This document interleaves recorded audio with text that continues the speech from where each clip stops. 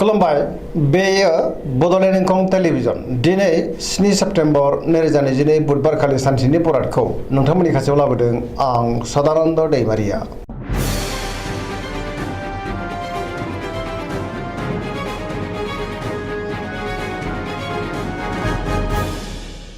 सिगां फरायनो लादों मेष राशि गिबि हांखो अ ल दिनैनि साना मोजां आरो गाज्रिनि गेजेरजों बाबेनलांगोन। गोजोननि आंखाल जानोबो हागौ, गोसोआव जिंगाया बांगोन। गुबुननि थाखाय नाङा फाङा जेंनायाव गोग्लैनांनो हागौ। गोसोखौ दिनै जोबोर उसुखुथु मोनगोन। मावनो लानाय खामानिखौ मावफुंनो गोब्राब जागोन। माबा नङा माबा मोनसे हेंथा नुजानो हागौ। देहाया बारा मोजां थानाय नङा। गोबां रोखोमनि देहायारि जेंनाजों मोगा मोगि जानांनो हागौ। रांखावरियाव मोजां, अब्लाबो नाथाय खरसाया बांगोन। बेफार फालांगियाव मोजां, समाजाव मान मोनगोन, न'खराव अननानै फैगोन। बहाबा दावबायनो एबा हान्थिनो खाबु मोननोबो हागौ। फरायसाफ्रा दिनै फरायनायाव गोसो दुंखांगोन आरो मोजां फिथाइ मोननोबो हागोन। लाइमोनफ्रा जोबोर आला खाला जागोन। वृष राशि गिबि हांखो इ उ ब दिनैनि साना मोजां आरो गाज्रिनि गेजेरजों बाबेनलांगोन। गोसोनि साननायफ्रा देबर नांनो हागौ। गोसोआव नेगेटिभ साननाय फैगोन। गोथों आरो गोग्गो साननो रोंनाय नङा। गुबुननि हेफाजाबखौ दिनै मोननो गोब्राब जागोन। गोसोनि बोलोआ लोरबां जागोन। मावनो लानाय खामानिखौ थि समावनो मावफुंनो हागोन। समाजाव मान मोनगोन। रांखावरियाव बारा मोजां नङा। बेफार फालांगियावबो बारा मोजां नङा। गोबां खहा जानांनो हागौ। बहाबा थाङोब्ला दिनै जोबोर मोजां आरो मोजाङैनो हान्थिनोबो हागोन। न'खराव बिसि फिसायनि गेजेराव अननानै फैगोन। बिदा फंबायजों मोजां सोमोन्दो थागोन। देहाया दिनै मोजाङै थागोन। सेंग्रा सिख्लाफ्रा जोबोर आला खाला जानो हागौ। बहानिफ्रायबो गाज्रि खौरांबो मोननो हागौ। फरायसाफ्रा दिनै फरायनायाव गोसो दुंखांगोन आरो मोजां फिथाइ मोनगोन। धोरोमारि बिथिङावबो गोसो दुंखांगोन।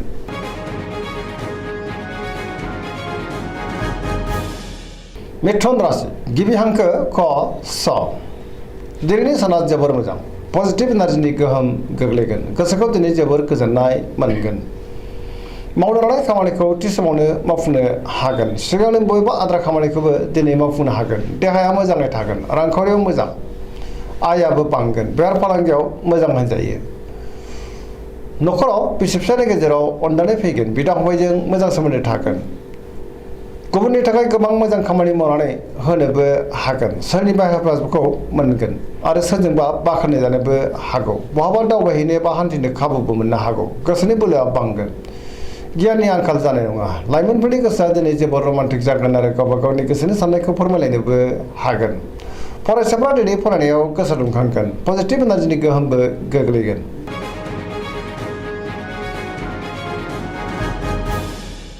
कर्कट राशि गिबि हांखो द ह दिनैनि साना जोबोर मोजां। गियाननि आंखाल जानाय नङा। सोरजोंबा बाख्नाय जानो हागौ। गुबुननि गोसोखौ दिनै गोरलैयैनो बोनो हागोन। सोरनिबा हेफाजाब मोननो हागौ। गोसोआ दिनै जोबोर खुसि जागोन। मावनो लानाय खामानिखौ थि समावनो आरो गोरलैयैनो मावफुंनोबो हागोन। रांखावरियाव जोबोर मोजां। बेफार फालांगियावबो जोबोर मोजां।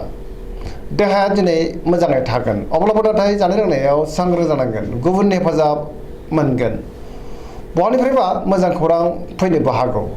गुबुननि गोसोखौ बोनो हागोन। न'खराव दिनै बिसि फिसायनि गेजेराव अननानै फैगोन। गोसोनि बोलोआबो बांगोन। समाजाव बयजोंबो अनसायजागोन। लाइमोनफोरनि गोसोआ दिनै जोबोर रमान्टिक जागोन। बहानिफ्रायबा मोजां खौरां मोननोबो हागौ। पजिटिभ एनार्जिनि गोहोमबो गोग्लैगोन।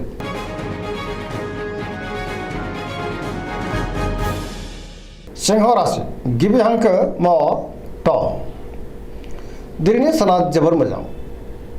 अब्लाबो नाथाय लामा सामायाव सांग्रां जानांगोन। समाजाव लोगो लेवा बांगोन। गोसोखौ दिनै जोबोर गोजोननाय मोनगोन। सोरबा गोजाम लोगोजों बहाबा लोगो मोनज्लायनो हागौ। मावनो लानाय खामानिखौ थि समावनो आरो गोरलैयैनो मावफुंनोबो हागोन। गोसोआ दिनै जोबोर खुसि जागोन। रांखावरियाव जोबोर मोजां। बेफार फालांगियावबो जोबोर मोजां मुलाम्फा मोननो हागोन। सोरनिबा हेफाजाब मोनगोन। न'खराव गोजोनै थागोन। गोसोनि बोलोआ बांगोन। गावनि गोसोनि साननायखौ दिनै गुबुननो फोरमायनो हागोन। गुबुननि गोसोखौ गोरलैयैनो बोनोबो हागोन। लाइमोनफोरा बहानिफ्रायबा मोजां खौरां मोननो हागौ। फरायसाफ्रा दिनै फरायनायाव गोसो दुंखांगोन आरो मोजां फिथाइ मोनगोन पजिटिभ एनार्जिनि गोहोमबो गोग्लैगोन।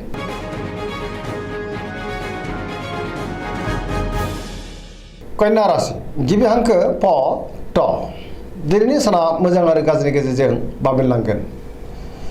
गोसोआव गोग्गो आरो गोथों साननाय फैगोन। बहानिफ्रायबा मोजां खौरां फैनोबो हागौ। रांखावरियाव जोबोर मोजां, बेफार फालांगियाव जोबोर मोजां मुलाम्फा मोनगोन। रांखावरियाव जोबोर मोजां होनजायो। सोरबा गोदान सुबुंजों बहाबा लोगो मोनज्लायनो हागौ। न'खराव दिनै अनलायनाय फैगोन। फरायसाफ्रा दिनै फरायनायाव गोसो दुंखांगोन आरो मोजां फिथाइ मोनगोन। लाइमोनफ्रा बहानिफ्रायबा मोजां खौरां मोननो हागौ। देहाया दिनै बारा मोजां थानाय नङा। गोबां रोखोमनि देहायारि जेंनाजों मोगा मोगि जानांनो हागौ। जानाय लोंनायाव सांग्रां जानांगोन। अब्लाबो नाथाय गोसोनि बोलोआ बांगोन। गोसोनि साननायफ्राबो मोगथाङाव जाफुंगोन। पजिटिभ एनार्जिनि गोहोमबो गोग्लैगोन।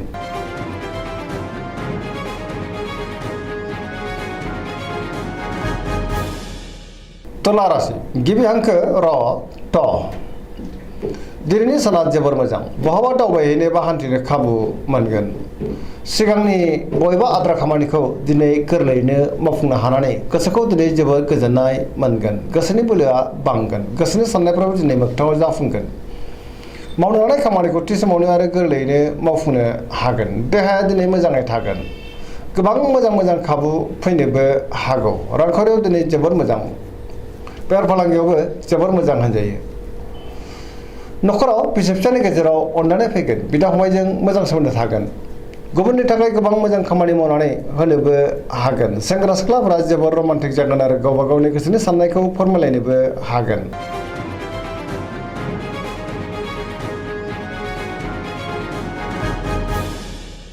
वृश्चिक राशि गिबि हांखो न स दिनैनि साना जोबोर मोजां। गोसोनि बोलोआ बांगोन। न'खराव अनलायनाय फैगोन। बिदा फंबायजों मोजां सोमोन्दो थागोन। सोरबा लोगोनिफ्राय हेफाजाब मोननो हागौ।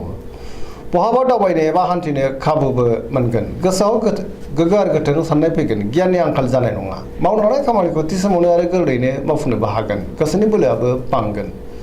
गावनि गोसोनि साननायखौ दिनै गुबुननो फोरमायनो हागोन। न'खराव बिसि फिसायनि गेजेराव अनलायनाय फैगोन।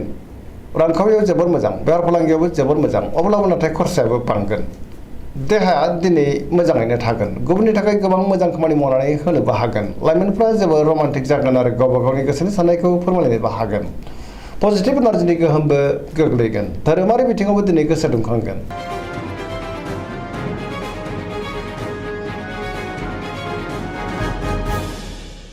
धनु राशि गिबि हांखो ध फ भ दिनैनि साना जोबोर मोजां। गोजोननि थासारि फैगोन। गोसोखौ दिनै जोबोर गोजोननाय मोनगोन। गुबुननि हेफाजाबखौ मोननो हागोन। गोसोआव पजिटिभ साननाय फैगोन। गोथों आरो गोग्गो साननो रोंगोन। गियाननि आंखाल जानाय नङा। सोरजोंबा बाख्नाय जानोबो हागौ। धोरोमारि बिथिङावबो दिनै गोसो दुंखांगोन। मावनो हानाय खामानिखौ थि समावनो आरो गोरलैयैनो मावफुंनोबो हागोन। रांखावरियाव जोबोर मोजां। बेफार फालांगियावबो जोबोर मोजां होनजायो। अब्लाबो नाथाय खरसायाबो बांगोन। देहाया दिनै मोजाङै थागोन। बहानिफ्रायबा मोजां खौरां मोननोबो हागौ। न'खराव दिनै अनलायनाय फैगोन। बिमा बिफानिफ्राय थोजासे हेफाजाब मोनगोन। लाइमोनफोरनि गोसोआ दिनै जोबोर खुसि जागोन आरो गावबा गावनि गोसोनि साननायखौ फोरमायलायनोबो हागोन।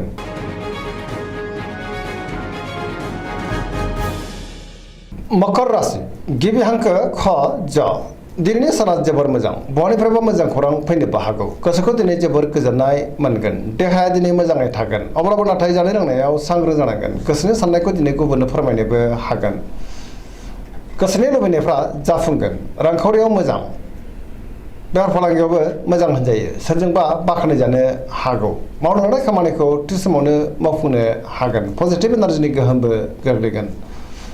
लाइमोनफोरनि गोसोआ दिनै जोबोर खुसि जागोन आरो गावबा गावनि गोसोनि साननायखौ फोरमायलायनोबो हागोन। फरायसाफ्रा दिनै फरायनायाव गोसो दुंखांगोन आरो मोजां फिथाइ मोननोबो हागोन।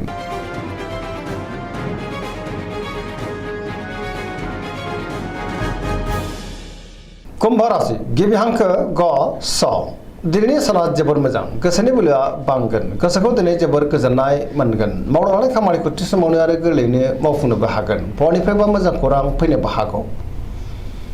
समाजाव दिनै गोबां मान मोनगोन। रांखावरियाव जोबोर मोजां। बेफार फालांगियावबो जोबोर मोजां। गुबुनजों मोजां सोमोन्दो लाखिनो रोंगोन। देहाया दिनै मोजाङै थागोन अब्लाबो नाथाय जानाय लोंनायाव सांग्रां जानांगोन न'खराव अननानै फैगोन बिदा फंबायनिफ्राय थोजासे हेफाजाबखौ मोनगोन गोसोनि साननायफ्रा दिनै मोगथाङाव जाफुंनो हागौ सेंग्रा सिख्लाफ्रा जोबोर रमान्टिक जागोन आरो गावबा गावनि गोसोनि साननायखौ फोरमायलायनोबो हागोन